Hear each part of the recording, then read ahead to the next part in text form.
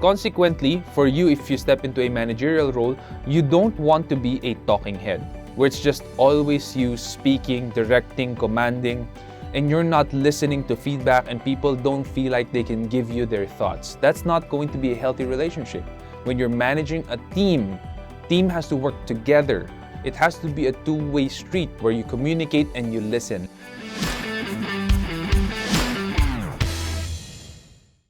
Hey guys, welcome back to the channel. This is again Leadership Stack Broadcast. I'm your host, Sean C, aka Mr. CEO at 22. Today, we are going to be talking about how to prepare yourself for a management role. So let's say you're eyeing a certain role, you're not yet there, you want to be bumped up to managerial position. These are the things that you have to keep in mind. But first, if you're new to the channel, please don't forget to subscribe, hit that like button and the bell notification icon so you can be notified whenever we publish a new episode. First thing that you should know before you step into any management role, and your higher ups or your leaders will expect this of you, is you have to be aware of your strengths and weaknesses as an individual. We all have strengths and weaknesses. We cannot be the jack of all trades. I sincerely believe that. For example, for myself, I know my strength is pragmatism. I make decisions very quickly, and I'm also a very dominant person, which means I usually take command of a situation and I usually set the direction and tone for my team. Now, some of my weaknesses are empathy, for example. I'm very weak at empathy. In fact, for a lot of people, I cannot really feel how other people feel. This is a weak area of mine, which means it is very good for me to be aware that some people might be feeling uncomfortable, might be feeling down, and I have to make sure to ask some of my team members or some of my execom, hey, is this person okay? Hey, is this person okay? Because I couldn't really read how this person feels. Or hey, did I say something that might have hurt some people in the team? Because I'm not really aware of that. So if you're aware of your strengths and weaknesses as an individual, this helps you as you step into a management or leadership role, because you can now serve your team better.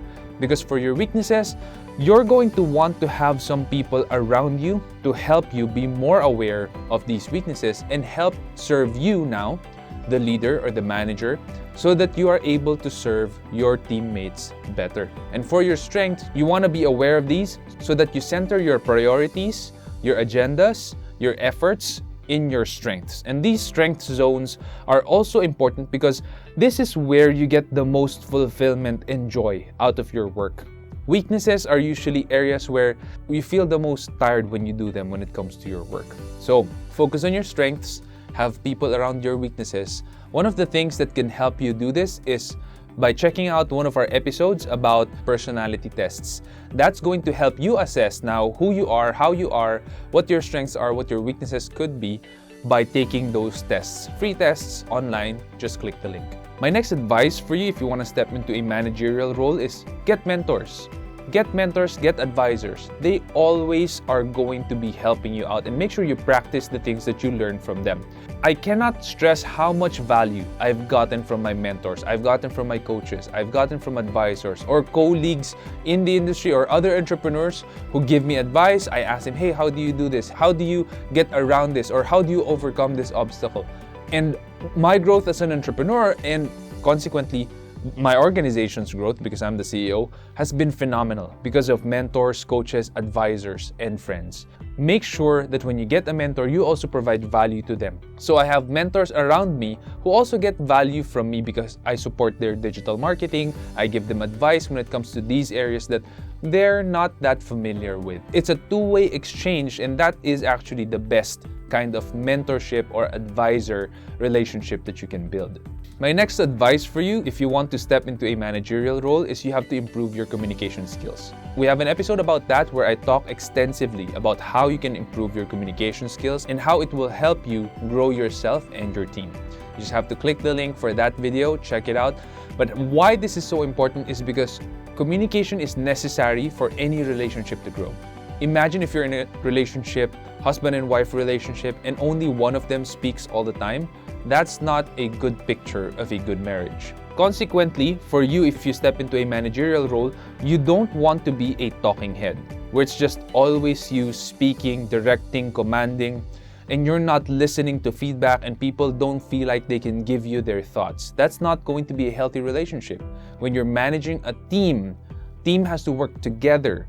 It has to be a two-way street where you communicate and you listen. Let them speak. In fact, I could argue that as a manager or a leader, your role is mostly to listen to them.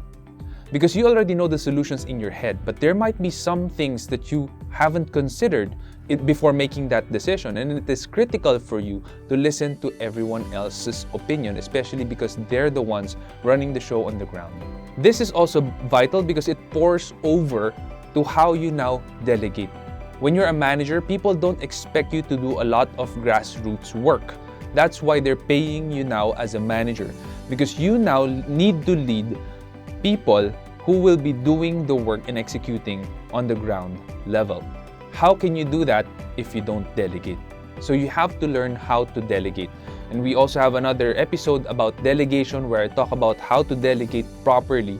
I talk extensively about delegation there, and I give a lot of examples, stories, and analogies. You might want to check that out. There is a wrong way to delegate, and there's a right way to delegate. If you want to know what the right way is, check that video out. My next point, and I could argue this is the most crucial point, is you have to study the role and what it entails before you step into it. What I mean by studying the role is there might be someone who is already in that managerial position right now. What does winning look like for that person or that position? What is expected of you by your upper management? What is going to be expected by you, by the team that you will lead? How can you keep them accountable? How can you make sure they hit their KPIs if you yourself don't know their KPIs and don't know your KPIs? Do your homework. Make sure you study what it will take out of you so that you can put your best effort into it. I cannot stress enough how many people who are bumped into a managerial or leadership role did not do their homework or was not given a proper briefing. And what happens is it becomes a disaster because you are now leading a team and you guys are running around like headless chickens. It becomes a disaster for the entire organization. So before stepping into a leadership or managerial role, make sure everything is clear-cut for you. And it is in your power and in your responsibility to learn and study what that role will entail. Coupled with that, I suggest while you're studying what that role will entail, you practice some of those things already, even if you are not yet there. You're not yet given the title or the position, but you're volunteering for the things that the position or the title requires. That is a big deal, and that will expedite you being given that role. If your leader or your manager, boss, supervisor sees that you are practicing some of the traits and attributes that they're looking for that managerial role, that is a huge plus for you. And that's going to expedite you getting that role that you desire. The next one, and this one is going to serve you perpetually, whether you're looking at a managerial role, a leadership role, starting your own business, or whatever other practice that you might want to get into, this next suggestion is critical. Always be learning. Always be learning. Be an eternal student. Keep studying, keep reading books, keep listening to podcasts, keep watching YouTube videos that are self-help that will add value to you. Like what you're doing right now, I hope this is adding value to you. Keep learning because you can only give what you have. You cannot give what you don't have. So you always have to be filling yourself with new things. Always learn, add value to yourself so you can add value to others.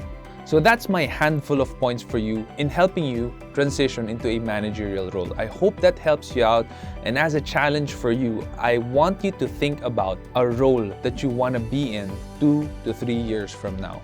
Whether it's being your own boss as an entrepreneur, whether it's being a manager of a team, whether it's being a leader of a company, picture yourself there in 2 to 3 years and then reverse engineer what you have to do today based on what you learned in this video. If this video has provided value for you today, please help us by sharing this with a friend, colleague, family member. That would help tons. And if you haven't yet, please check out the Leadership Stack website at leadershipstack.com where we have all of our episodes published. Thank you so much, and I will see you in the next episode.